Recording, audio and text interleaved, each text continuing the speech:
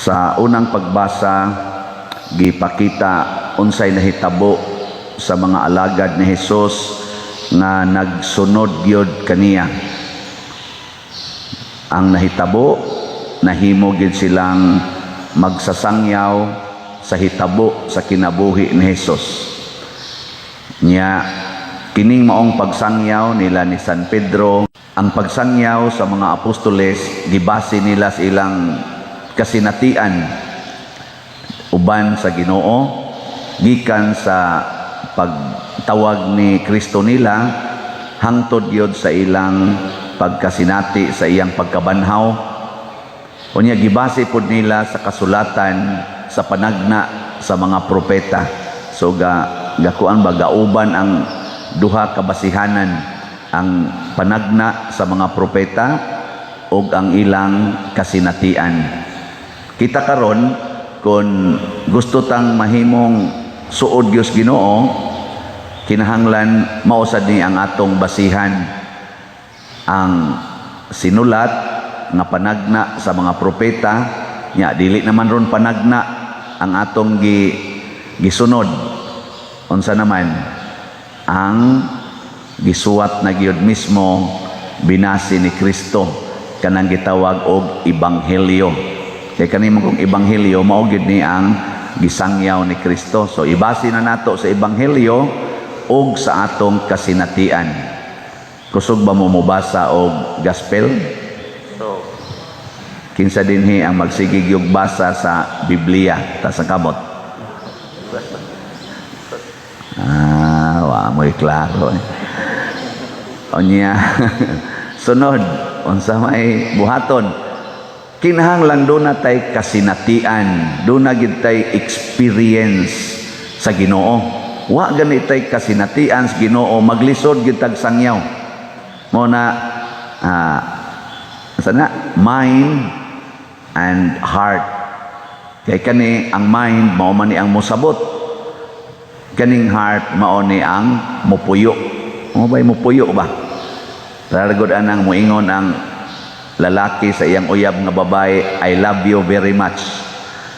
Nya motuo sad ang babae, diya pa nas utok. Oh, I believe. Nya makilig man siya. Adiya na tos heart. Na inikita nila aksyon dayon. Okay, human naman, diya naman dire. Igabot sa inikita na actual dayon mo na experience. Ang resulta magsigig pabunyag dinhi way mga kasal. Sigig kugos anang bata nga way kasal ang nanagkugos. Nga naman nasobraan ang kuwang ang iyang pundasyon dire. Na diretso sa kasinatian way pundasyon. Ang uban sad nasobraan sa pundasyon wa na say kasinatian. Kay nga naman mahadlok mopuyo sa pulong sa Ginoo. Mo na diri sa atong ebanghelyo ang mga sundao nakasinati na experience nila ang tanan yung nahitabo, pero di sila ganahan mo puyo, labi na gyud ang ilang authority niingon itabi ninyo ha nga gikawat ang Ginoo di ay kwarta mo na hangtod karon ang ila jud kunong gipanabi nga di na tinuod nga nabanhaw tong anlag Kristo, gikawat rato sa iyang mga tinunan. Si Maria ug ang iyang mga kuyog nga mga babae ug sila sad si San Pedro nakasinati pod, labi na gyud si Maria kanini atong kuan dinhi Maria Magdalena ug ang mga babaeng kuyog niya nakasinati gyud nga gikan sa lubnganan pag-abot nila diha pang mga gwardiya, pero abli na ang lubnganan. Nya ni pakita dayon si Hesus mo nang nihikap sila sa iyang tiil. Nya mao na to ang giingon ni Hesus, adto ang ako mga igsuon or ang ako mga disipulo, nya sultihi silang makikita ko nila didto sa Galilea. Ay didto ba ni sa Jerusalem na hitabo. Mao tong pag-abot nila sa Galilea, nabuhi ang ilang pagtuo. Pagkabuhi silang pagtuo, ila na tong gisangyaw. Ang mga sundao nabuhi ang ilang dili pagtuo, ang ilang kahadlok sa authority. Labi na gyud kay midawat sila kwarta. Kana bitang kwarta mga igsoon no, kun mo na atong ihatag, mo na atong dawaton, mahimo ba yatang loyalist anang kwarta sa naghatag ba? Oh, kami bitang mga pari kinsa tong dako kayog donasyon, maloyalist gid mi ana. Oh, ingon dayon mi, ati man na kay dako kay nagdonasyon. Ana. Pero katong gamay kay donasyon sa ay sagda ilang na siya request ba tog misas patay pa din gamay kay nagkolekta lang na ingna na lang iniglubong na lang siya. Ingna lang na ako schedule. Ana ba. Oh, dahil na kay di man ta maloyalist kay labi na muhog sa taog tag 20 pesos nya lakaw pa kang tupitin layo ana. Pero kato ganing muhog tag 20,000 muhatag sus nara ba kay schedule cancel na pangitaig gispes na Padre Evaristos na ato diya tawag ato siya to'y puli diya. So god sa dayon nahon gito kay maloyalist man ta ato kanang kwarta peligro kay na mo na bitaw karon sa atong kuan sa kaning bugno nato nga politikanhon kaning ilarong pangumpanya. Kita nakasinati man kita ana murag nag-agad gyud sa kwarta. Kwartahay gyud. Wa gyud kandidatong nidagan karon nga way kwartang gigamit. No. At least ba naa gyud kay kwarta kay wa kay kwarta sa di magsilbi mo dagan ka diha pag politika wa kay kwarta ni yabag ka. Ana bisan ganit tingalis barangay no kaning barangay level ba. Niya magitay mga official din is barangay. Ay sige, suway diagdagan bisag konsihal lang. Wa kay kwarta, ambot ka ha. Ni do na bay nahitabo din nga karon bang panahon na ba sa una? Okay kay to kay tong akong uyuan pilagot to ka tuig nagda sa among barangay isip kapitan hapit na malanggi tumuhilak kay magpapuli gid siya wa gid ni puli. Pero karon sus grabe hapit magpinatyanay bisag barangay konsihal tungod anang kwarta maloyalist yun ta mao na ang gibuhat ni Kristo siyang mga apostoles do na gid say basic instruction unsa man ay gyud mo pagdala og kwarta sa inyong pagsangyaw way kwarta way ilisan way pudtil way gani sandalyas way balay nga inyong i-set up ug asa mo dawaton didto lang sad puyo nya ug bobiya na mo nang lugara pangita na sad mo kanang mudawat ninyo atang ninduta sa sugo ni Hesus no kinsa man ro dinhi ang wa gyud mag-agad og kwartas iyang kinabuhi tas ang kamot ano bang wa gyud ka magsalig og kwarta ako na lang sang ipaubos kay mo lisod man sa dugato yung imintin di ra bagid tinuod. Pero ingon ka pader kinsa ba goy mo ba tong ingon nako tong usa nako ka amigo in siya pader kanus abagud taon nga wa magkidahang lag kwarta tanawa ra gud nang imong simbahan siya pila na may gasto nimo ana nako ba nga hapit na mo 60 million siya unya og way kwarta unsa ka diha na ingon ako ana naglibog na lang sa noon ko pero ang pasabot diha god ang word kana bang nahigugma ka misalig ka sa kwarta kana maoy kuhaon kanang gugma sa kwarta ug pagsalig diha sa kwarta kay kun atong tan-awon god kaning salapi kanibang salapi ba parehas mga sundao nana sila salapi kinsa may nihatag nila sa kwarta kinsa nihatag ang mga pangulo sa mga Hudiyo dili ang kwarta niabot nila tungod sa mga pangulo sa mga Hudiyo katong pangulo sa mga Hudiyo kinsa may gahatag adto nila nga nis kalibutan kinsa kamo good kamo kinsa may gahatag ninyo nga nis kalibutan kamo Sister Janing mo'y gabuot ang buhi siya dinhi nya mupuyo siya sa ibabaw di oy ang naghatag nato dinhi apil nako ang kusga kana ang Ginoo. Di sa ato pa, ang kwarta, hinimo nato mga tao. Kita ra sa naghatag-hatag ng kwarta, pero ang naghimo nato, mao ang Ginoo. Muna ang gustos Ginoo, higugma agid siya, labaw sa tanan, kay siya may nagbuhat sa tanan. Nangaunsa naman noon taani, karina no imong higugmaon ang binuhat. Nya kadto na noong gabuhat, imong wagtangon. Mura ka hinuon og sa asam na ito ikuan. Para ng tubig ba? Nahigugma ka sa tubig nga niaga sa imong gripo. Nya imong giguba ang bomba sa MCWD. Imong gibutangan imong bomba aron mabungkag kay galagot kas MCWD. Kay pabayron gyud ka. Dili gyud nang kawat-kawat og tubig, nya galagot man ka. Pero nalipay kas tubig nga nani mo, imong gipabuthag bomba ang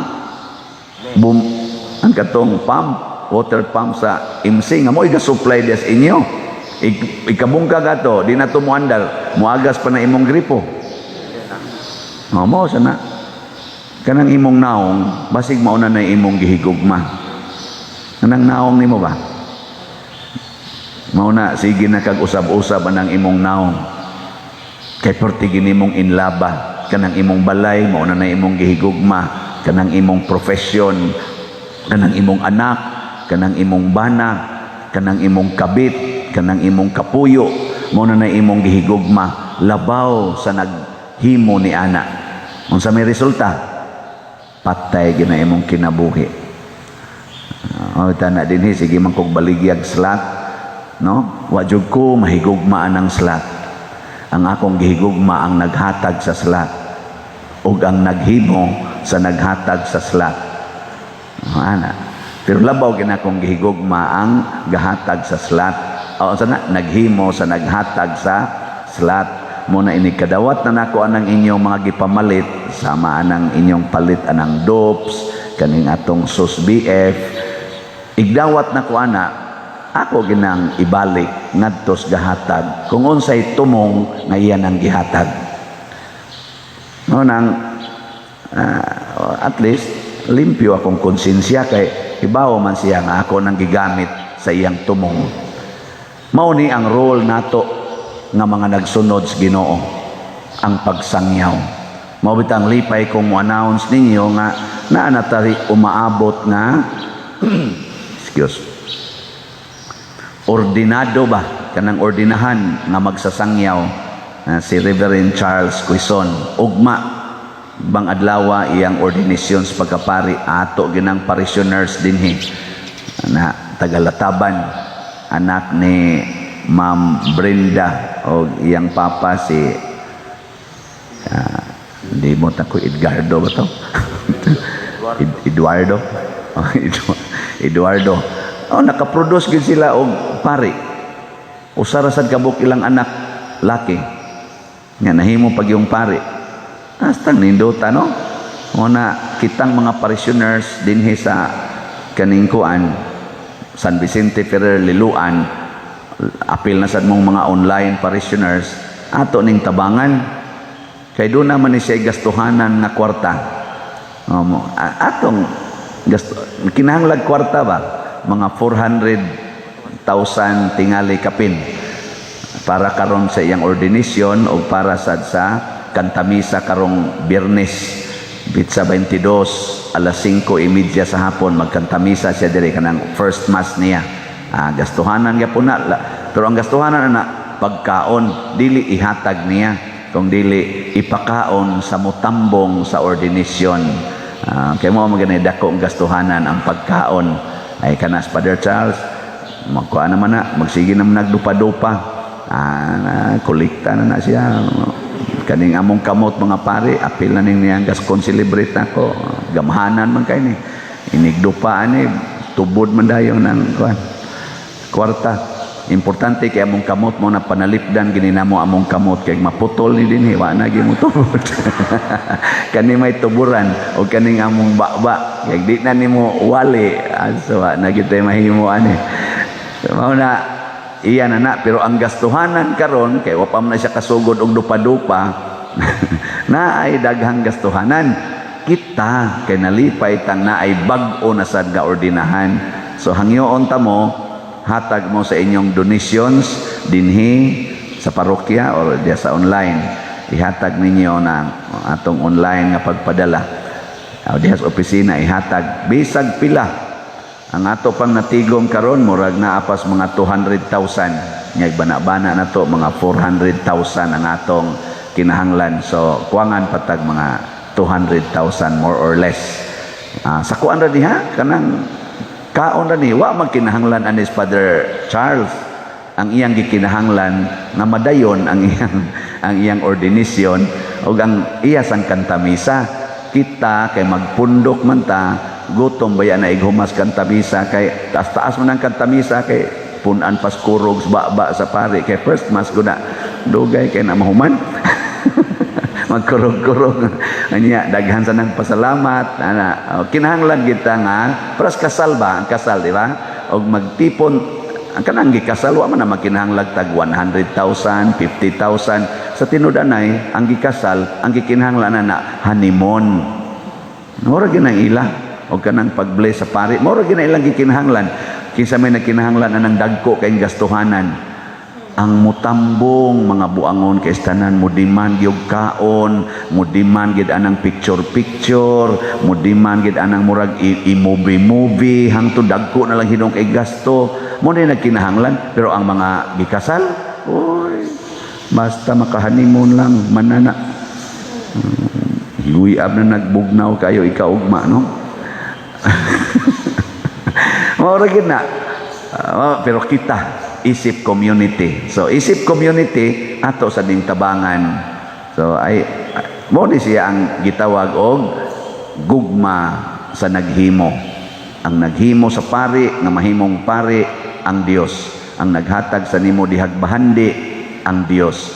Atong i-share para madayon ang paghimo sa bag-ong pari unya mubawas pud na ang Ginoo nato sa daghang grasya. Muna sa atong tubag sa Salmo, unsa ti atong tubag? Ampingi ako Dios, ikaw ang akong gilauman. Kana. Ampingi ako o Dios kay ikaw man ang akong kalauman. So ayaw na kabalaka imong i-share imong kwarta ang muamping nato mao ang atong Dios ug adto sa tamulaom niya dili aning atong kinabuhi dinhi. Muagi rata dili dihas kwarta tamulaom kung dili adto ta sa nagamping yun nga tinud-anay nato nga mao ang Dios nga nabanhaw nga atong gisaulog karon.